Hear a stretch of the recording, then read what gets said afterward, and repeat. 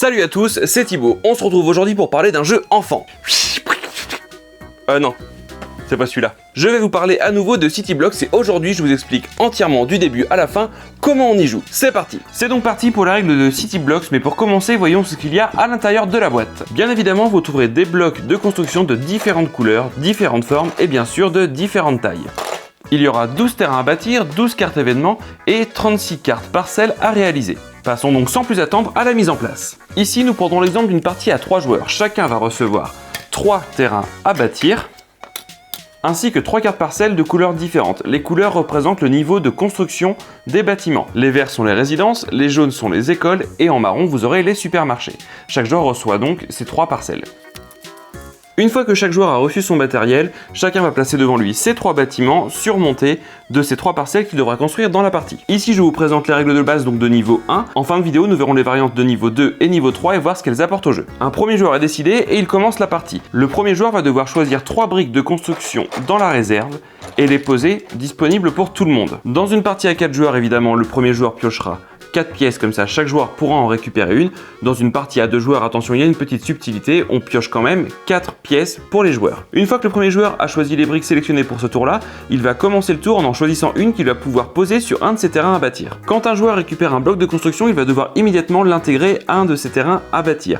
Pour cela, il a juste à la poser à l'endroit qui lui semble le plus adéquat, parce que le but du jeu est évidemment de faire correspondre la forme de sa parcelle à la forme que l'on a réussi à créer grâce à nos briques. Mais attention, une fois qu'un bloc est placé, il est interdit de le changer de position. Vous avez aussi la possibilité de ne pas utiliser une pièce à votre disposition. Pour ça, c'est simple, vous la prenez, vous la mettez à côté de vos terrains à bâtir, et lorsque vous en récupérez une deuxième de cette façon-là, vous aurez droit de les défausser pour choisir laquelle vous prenez de la réserve et l'intégrerez immédiatement à l'un de vos terrains à bâtir. Bien évidemment, à aucun moment vous n'avez le droit de prendre votre carte parcelle pour essayer de la superposer à votre terrain lorsqu'il est en cours de construction. Ça serait beaucoup trop facile. Vous avez le droit de commencer plusieurs constructions à la fois.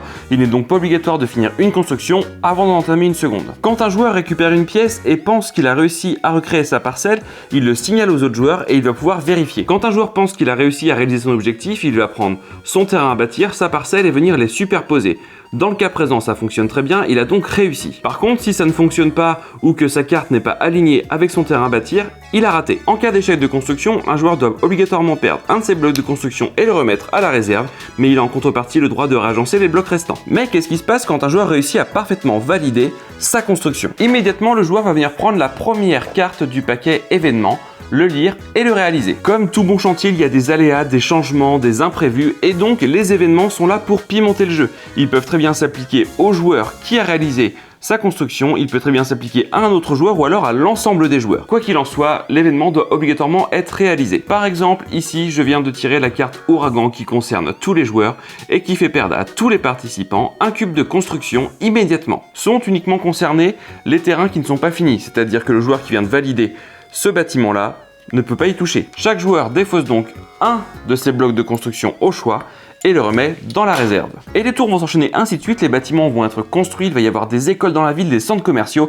et quand un joueur a réussi à réaliser ces 3 objectifs, il est déclaré grand vainqueur. Voilà, vous venez de voir les règles de niveau 1 que l'on conseille pour les enfants à partir de 6 ans. Pour les enfants habitués ou qui sont un petit peu plus âgés, on passe donc au niveau 2. Au niveau 2, les règles sont quasiment les mêmes, à une exception près. Les bâtiments devront au moins être construits sur 2 niveaux. Pour valider un bâtiment lorsque vous jouez au niveau 2 des règles, vous devez donc construire sur au moins 2 niveaux, mais en plus de cela, vous devez laisser au moins une case blanche libre en dessous.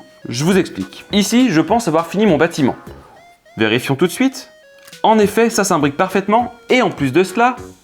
Oh, magie ou surprise, ou peut-être juste le talent, j'ai bien laissé au moins un espace blanc visible au rez-de-chaussée. Je peux donc valider mon bâtiment avec les règles de niveau 2. Passons maintenant au niveau 3 des règles. Règles un peu plus avancées et un petit peu dans l'esprit du premier niveau.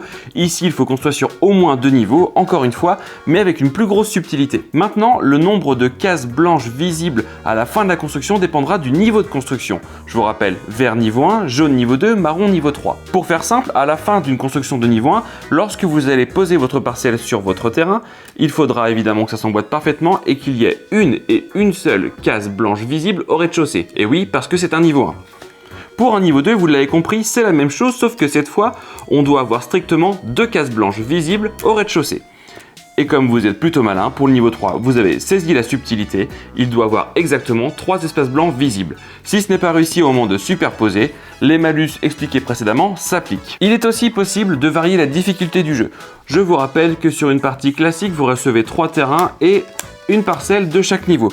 Mais rien ne vous empêche de recevoir vos 3 terrains, mais des parcelles de niveau plus élevé pour rendre le jeu plus compliqué. Ce système-là permet aussi, entre autres, d'équilibrer une partie entre un adulte habitué et un enfant plus jeune qui débute dans le jeu. Voilà, maintenant vous savez jouer à City Blocks, vous n'avez plus qu'à ouvrir la boîte et à jouer. C'est un jeu qui permet aux enfants de développer leur logique et de travailler leurs repères spatiaux. Avec ces différentes variantes, le jeu évoluera avec l'enfant et vous permettra aussi d'équilibrer le niveau des parties pour que vous, adultes, vous puissiez jouer avec vos enfants. Comme d'habitude, si vous n'êtes pas encore abonné à la chaîne, faites-le très vite. On se retrouve bientôt pour une nouvelle vidéo. En attendant, jouez bien avec vos enfants. À bientôt, ciao!